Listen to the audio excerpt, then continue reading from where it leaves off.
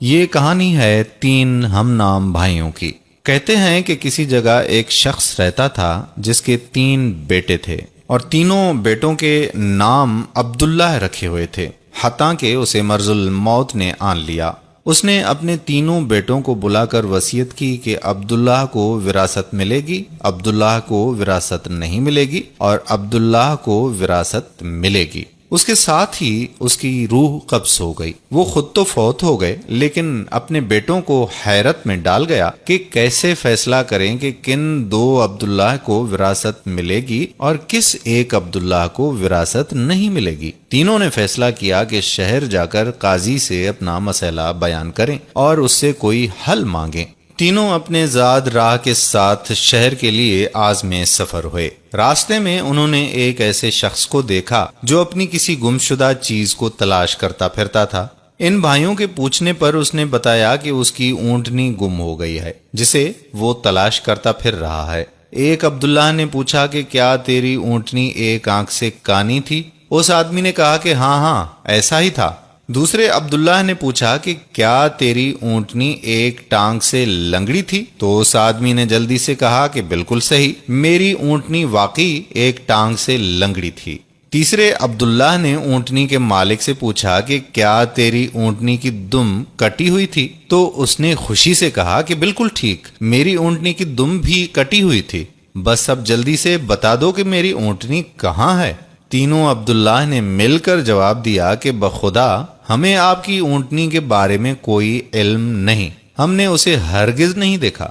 اونٹنی کا مالک ان کی یہ بات سن کر غصے سے پاگل ہو گیا۔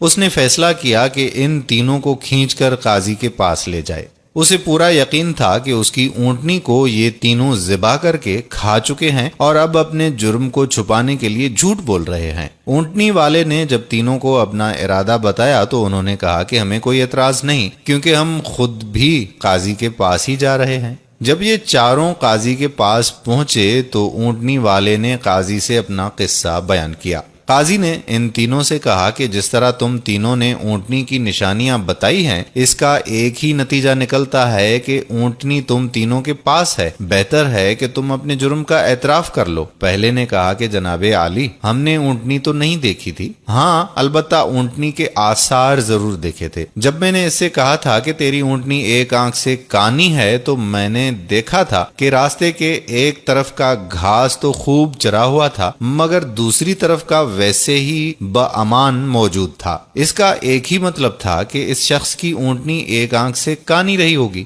دوسرے عبداللہ نے کہا کہ میں نے دیکھا تھا کہ راستے میں 3 قدم تو گہرے لگے ہوئے ہیں جبکہ چوتھا قدم زمین پر معمولی پڑا ہوا تھا، جس کا مطلب بس اتنا ہی تھا کہ یہ جانور لنگڑا بھی تھا۔ تیسرے عبداللہ نے کہا کہ اونٹ جب راہ چلتے ہوئے اپنا گوبر گراتے ہیں تو دم سے ادھر ادھر بکھیر دیتے ہیں، جبکہ ہم جس راہ سے آئے تھے وہاں پر گوبر ایک ہی لائن میں سیدھا گرا ہوا تھا، جس کا ایک ہی مطلب ہو سکتا تھا کہ اونٹنی کی دم کٹی ہوئی ہے جو اپنا گوبر دائیں بائیں نہیں پھیلا پائی۔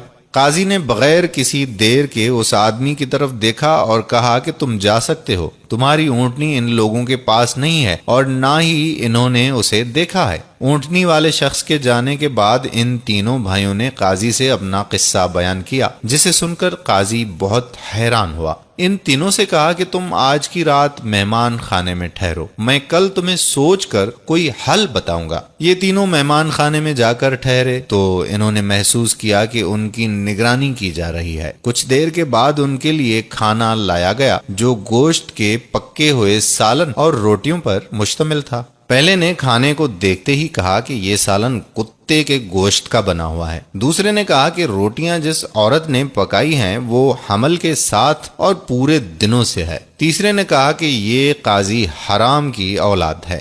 بات جا کر قاضی تک پہنچ گئی۔ اس نے تینوں کو دوسرے دن اپنی عدالت میں طلب کر لیا اور تینوں سے مخاطب ہو کر کہا کہ تم میں سے کس نے کہا تھا کہ یہ کتے کا گوشت پکا ہوا ہے؟ پہلا بولا کہ میں نے کہا تھا۔ قاضی نے باورچی کو بلوا کر پوچھا تو اس نے اعتراف کیا کہ پکانے کے لیے کچھ نہیں تھا، تو اس کو شرارت سوجی اور اس نے کتا مار کر اس کا گوشت پکایا اور ان کو کھانے کے لیے بھجوا دیا۔ قاضی نے پہلے سے پوچھا کہ تمہیں کیسے پتا چلا کہ یہ گوشت کتے کا ہے؟ تو اس نے بتایا کہ گائے، بکری یا اونٹ کے گوشت کے نیچے چربی لگی ہوتی ہے، جبکہ یہ سارا چربی نما تھا جس کے نیچے کہیں کہیں گوشت لگا ہوا تھا۔ قاضی نے کہا کہ تم وہ عبداللہ ہو جس کو اپنے باپ کے مال سے وراثت ملے گی۔ قاضی نے دوبارہ ان سے مخاطب ہو کر پوچھا کہ کس نے کہا یہ روٹیاں ایسی عورت نے بنائی ہیں جو 9 ماہ کے حمل کے ساتھ ہے اور اپنے پورے دنوں سے ہے؟ جواب میں دوسرے نے کہا کہ میں ہوں جس نے یہ کہا تھا۔ قاضی نے پوچھا کہ تمہیں یہ کیوں کر لگا؟ تو اس نے کہا کہ میں نے دیکھا کہ روٹیاں ایک طرف سے پھولی ہوئی تھیں اور خوب پکی ہوئی ہیں تو دوسری طرف سے کچی اور موٹی رہ گئی ہیں۔ میں نے اسی سے یہی اخذ کیا کہ روٹیاں بنانے والی ایسی خاتون ہے جس سے تکلیف کے مارے زیادہ جھکا نہیں جا رہا اور وہ سامنے کی چیز بھی نہیں دیکھ پا رہی، جس کا مطلب یہی بنتا ہے کہ عورت حاملہ ہے اور روٹیاں بنانے میں تکلیف محسوس کرتی رہی ہے۔ قاضی نے اس دوسرے سے بھی کہا کہ تم وہ عبداللہ ہو جسے اس کے باپ کی ملکیت سے حصہ ملے گا۔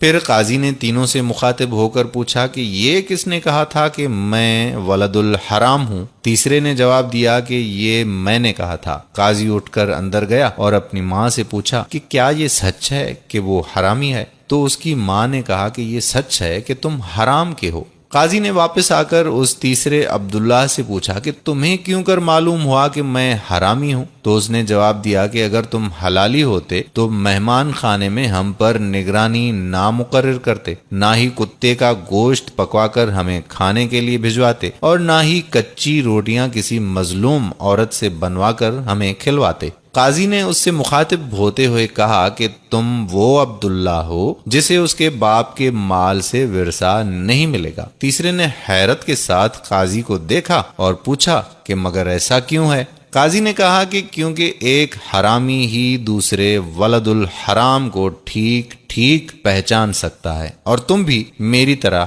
حرام کی اولاد ہو۔ وراثت پانے والے دونوں عبداللہ اپنی ماں کی طرف لوٹے اور دریافت کیا کہ ہمارے تیسرے بھائی کا کیا ماجرا ہے؟ تو ان کی ماں نے کہا کہ تمہارا باپ ایک بار صبح کی نماز پڑھنے مسجد گیا تو اس عبداللہ کو دروازے پر رکھا ہوا پایا تھا، اسے گھر لایا، اس کا نام بھی تم دونوں جیسا یعنی عبداللہ رکھا اور اس کی پرورش کی۔ تو دوستو، ایسی ہوتی ہیں عربوں کی حکایتیں جن میں حکمت کے درس بھی ہوتے ہیں۔ مضمون عربی سے لے کر آپ کے لیے ترجمہ کیا گیا تاکہ آپ کی خدمت میں پیش کیا جا سکے۔ حکمت بھرے ایسے بے شمار واقعات دیکھنے اور سننے کے لیے پیارا اسلام کو ضرور لائک کریں تاکہ ایسی دلچسپ ویڈیوز کا یہ سلسلہ جاری رہ سکے۔ اس ویڈیو کو زیادہ سے زیادہ شیئر کیجیے گا۔